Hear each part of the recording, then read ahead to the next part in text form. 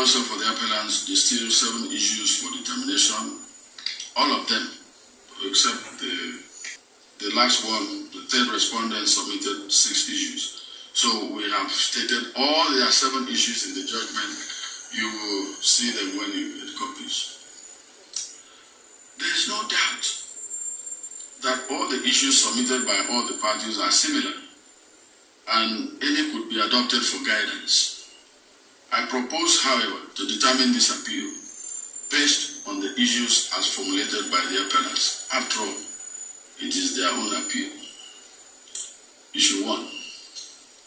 The thrust of Issue 1 is whether the lower court was right in refusing to hold that the failure of the first respondent to electronically transmit results from polling units nationwide for the collation results introduced by the Electoral Act 2022 and specified in the regulations and guidelines for the conduct of elections 2022 and manual for election officials 2023 does not amount to non-compliance, which substantially affected the outcome of the election. Chief Chrisuche Ese, learned senior counsel for the appellants, submitted in the main that by virtue of Section 64, Sub 4 of the Electoral Act 2022, the collation officers and returning officers of the first respondent, including the national chairman of the first respondent, were under a statutory obligation towards mandatory verifications and confirmations at all stages required before the announcement of the results of the election.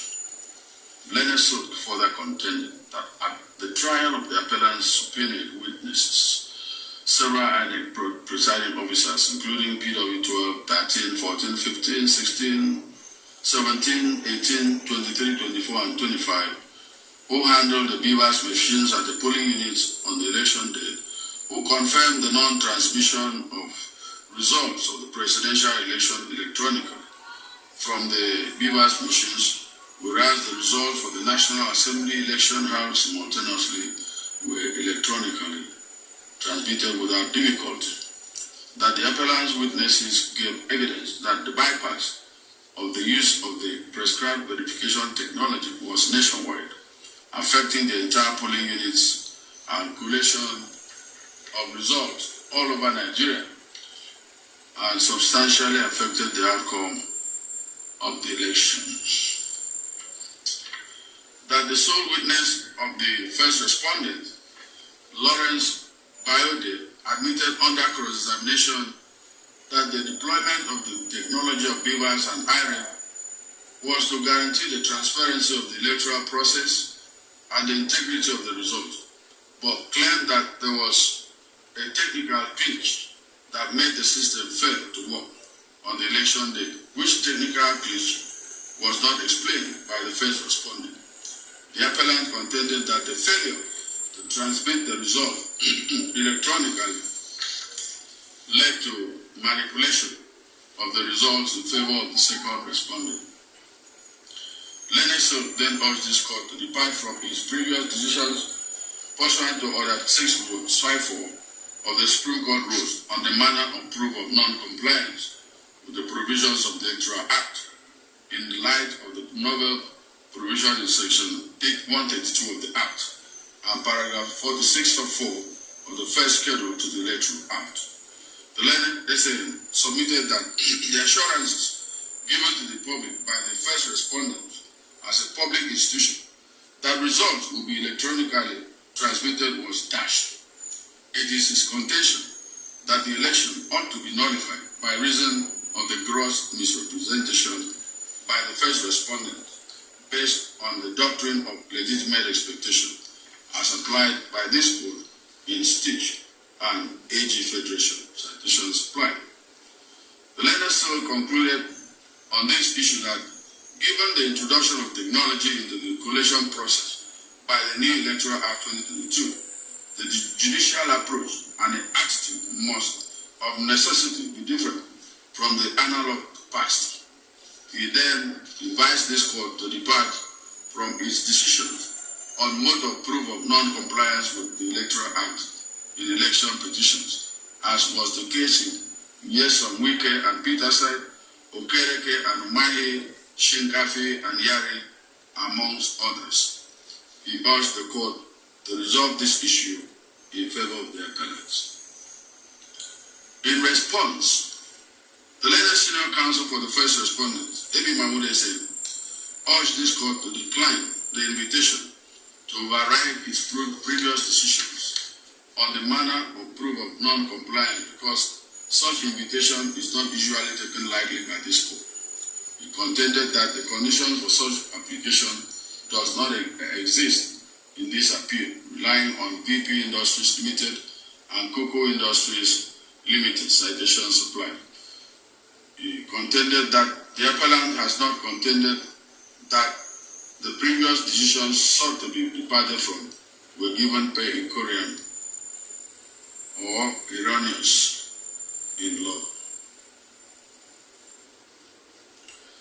On the argument that first respondent failed to electronically transmit results, he submitted that the only reference to electronic transmission of polling unit results appears in paragraph 38(1) of the guidelines published by INEC for the conduct of the election, wherein it provides that presiding officers shall electronically transmit or transfer results of the polling units directly to the collation system prescribed by the first respondent.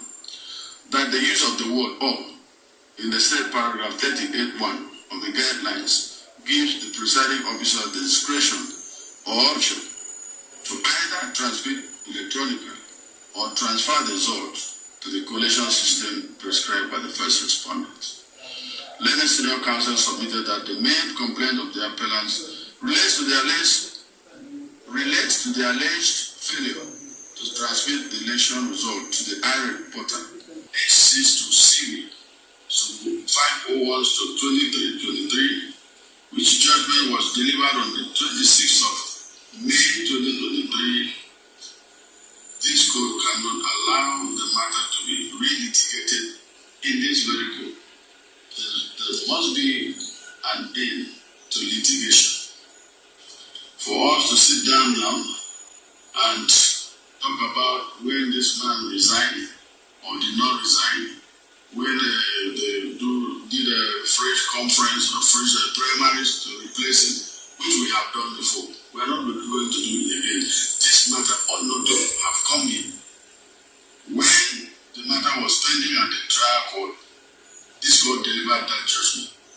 You read the judgment of the lower court, they mentioned it. That Supreme Court is the last day, thereby dismissed.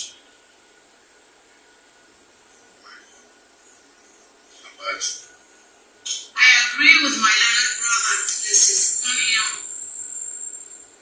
Listen. SCCP 937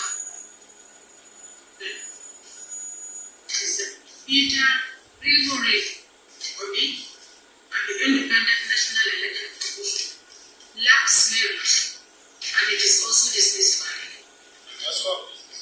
My Lord Garabajes, I also totally agree with the judgment that this appeal substantially canvass same issues with the appeal number 935/2023, which this court has very comprehensively dealt with, and there is no need for us to repeat ourselves because the issues are the same.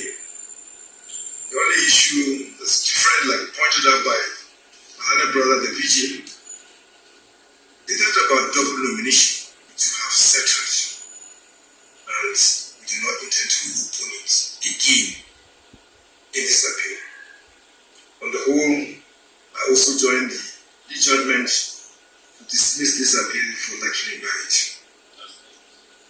my Lord Salah, Having had the privilege for now of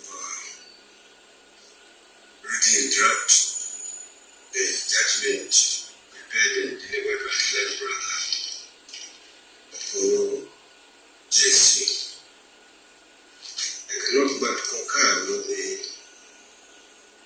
overreaching thing and conclusion that has been postulated in the judgment, the fact that the incident appeal lacks merit, that's ought to be dismissed by this court.